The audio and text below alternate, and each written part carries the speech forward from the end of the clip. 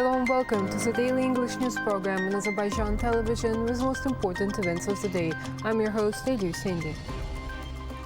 The 48th session of the Council of Foreign Ministers of the Organization of Islamic Cooperation on Building Partnership for Unity, Justice and Development was held in Islamabad, Islamic Republic of Pakistan.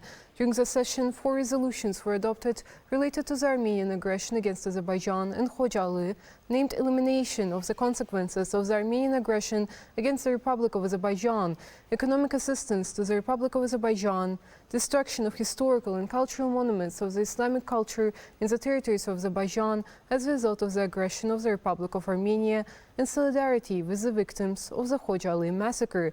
Speaking at the session, Deputy Foreign Minister Rövşən Məmmədov said that these resolutions, which are adopted annually by the OIC, include new provisions, taking into account the latest situation in the region.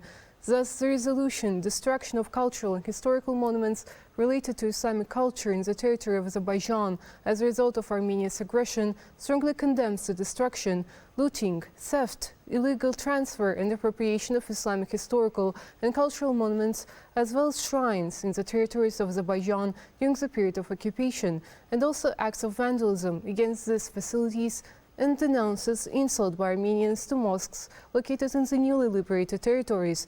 The resolution confirms the right of Azerbaijan to demand compensation for the damage caused and the obligation of Armenians to pay the compensation. Azerbaijan is interested in the effective use of the renewable energy potential and utilizes the advanced experience of the leading world companies from that perspective.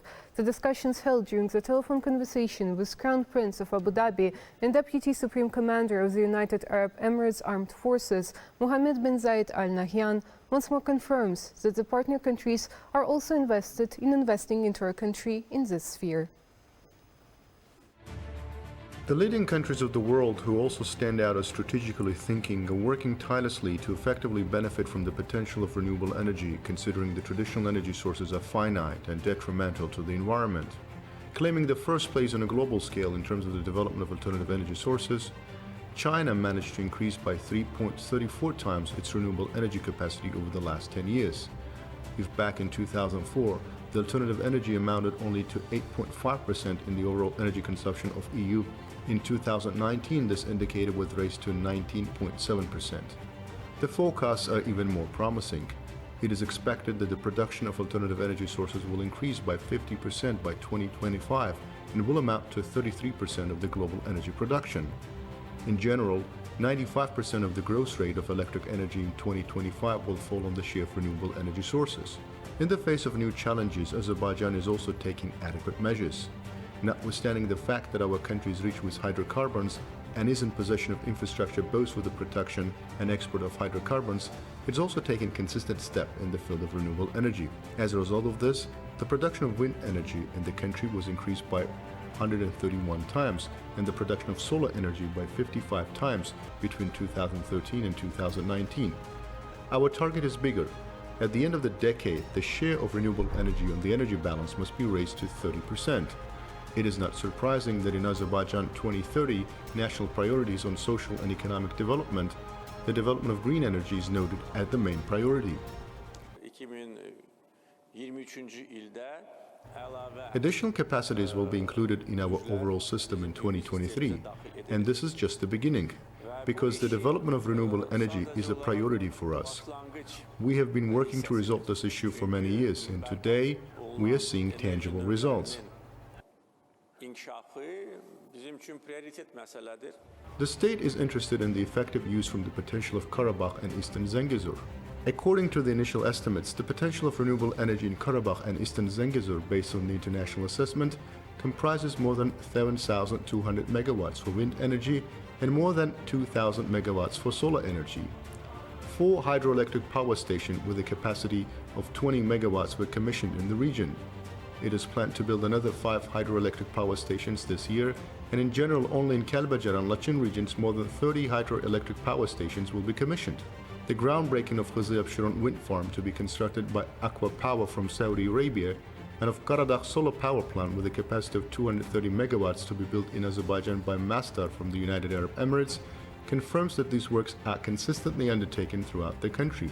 The discussions held during the telephone conversation between Crown Prince of Abu Dhabi and Deputy Supreme Commander of the United Arab Emirates Armed Forces, Mohammed bin Zayed Al Nahyan, and President of the Republic of Azerbaijan, Ilham, show that Azerbaijan is interested in working with partners who have progressive experience in this field, and the partners in their turn are interested in investing.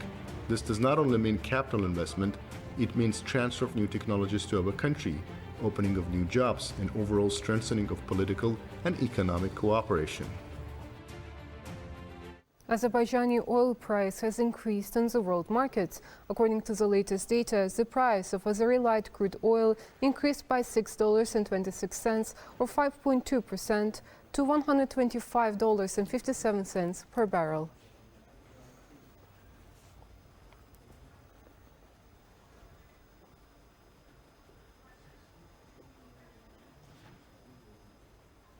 North Korea fires suspected submarine-launched missile into waters of Japan. This was reported by the South Korean agency Yonhap. According to the local media, the rocket reached an altitude of about 6,200 kilometers and covered a distance of 1,080 kilometers. This is North Korea's 12th missile launch since the beginning of the year. Seoul has said that missile tests, which have become a threat to the region, are unacceptable. According to the recent data, South Korea has also fired several ballistic and cruise missiles in the direction of the Sea of Japan in response to Pyongyang's missile tests. Starting from 7 p.m. to 10 p.m., several landmark buildings in Baku, including the Maiden Tower, were illuminated in red. This is due to March 24th, World Tuberculosis Day.